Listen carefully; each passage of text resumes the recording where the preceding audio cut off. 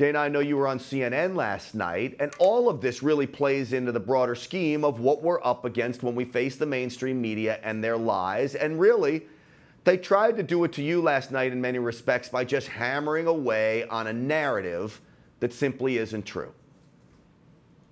No, that's true. And Grant, it's good to talk with you. People need to be aware that media is desperately trying to find daylight right now between law-abiding gun owners and between the president. Now, people aren't always going to agree on everything. I mean, I think I've given the example before that my husband and I may not agree on everything 100% of the time, but it doesn't mean that, okay, that's it, we're giving up. That's it's all done. We're in the question and answer stage of this process, and there are going to be more of these congressional discussions. And it was fascinating just the way that media is desperately trying to get at, does the NRA feel betrayed? Or I think Anderson, who I've known for quite some time, and I think that the way that he has handled issues in certain respects has been a bit more fairer than other individuals at his network. I give credit where it's due.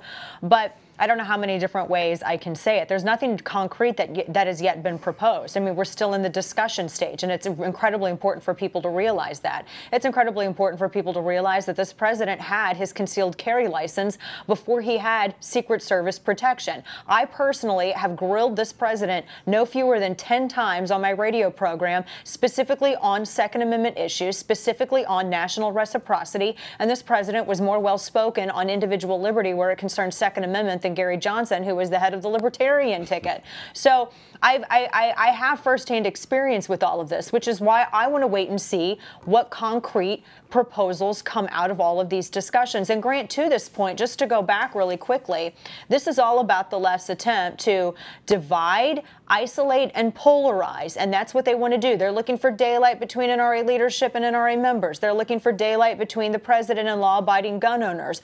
But I'll have people know, in this, we all agree on one thing: to keep kids safe, because we're parents too. We're moms and dads, and no one's moral authority is higher than someone else's moral authority. Okay, we're all parents. That's number one. But number two, we have to make sure that we're respecting due process throughout all of this. You can do both. It's the way our system is set up in this republic. The problem is that the protocol hasn't been followed, and it hasn't been a failure of the law. It's been a failure of enforcement. We just now, right before you came to me, Grant, I was reading the latest story about how the Broward sheriff is apparently the one who gave the stand-down order, and where you had deputies setting up a perimeter instead of going in to address the situation that was the tragedy, the massacre that was happening inside of Parkland. And from what I'm hearing, there are a lot of people who aren't going on the record but are talking about this sheriff who maybe serve under him or serve alongside him in a different department. So